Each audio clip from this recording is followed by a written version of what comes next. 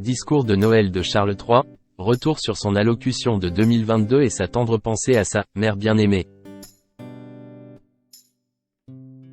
Le compte à rebours est lancé avant le traditionnel discours du roi, qui sera prononcé par Charles III ce lundi 25 décembre à 15 h, heure de Londres.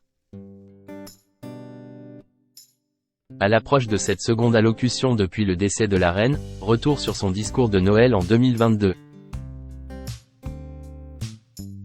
Moment très attendu, date incontournable du calendrier royal, le discours du roi le 25 décembre fait partie d'une tradition lancée par George V en 1932 avant d'être perpétuée par George VI, devenu un incontournable lors du règne d'Élisabeth II. L'année dernière, en 2022, le roi Charles III s'est prêté pour la première fois à cet exercice exceptionnel. Non sans une certaine pression puisqu'il s'agissait non seulement du premier discours de l'année prononcé par le roi, mais aussi du premier qui n'a pas été prononcé par la reine Élisabeth II en 70 ans. Et c'est par le simple choix du lieu que Charles III a déjà décidé de rompre avec la tradition.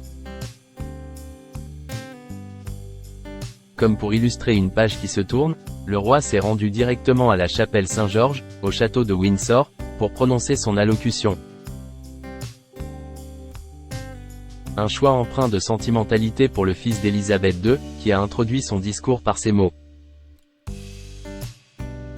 « Je suis debout devant vous dans la chapelle Saint-Georges très près de ma mère », a-t-il expliqué, non sans émotion, à quelques mètres de la crypte où la défunte reine était enterrée, ainsi que son père, le prince Philippe.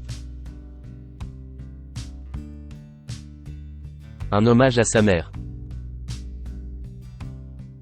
Dans son discours, le nouveau roi s'est montré très reconnaissant envers les lettres de condoléances reçues en masse pour le décès de la reine. Sans négliger les services publics britanniques qu'il a chaleureusement remerciés, saluant par ailleurs toutes les communautés religieuses, encourageant ainsi la tolérance.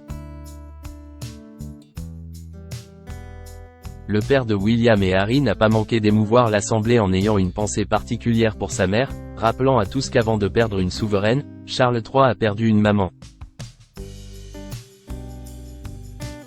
Je me tiens ici dans cette magnifique chapelle Saint-Georges au château de Windsor, si près de l'endroit où ma mère bien-aimée, la défunte reine, repose avec mon cher père, a-t-il introduit dans son touchant discours.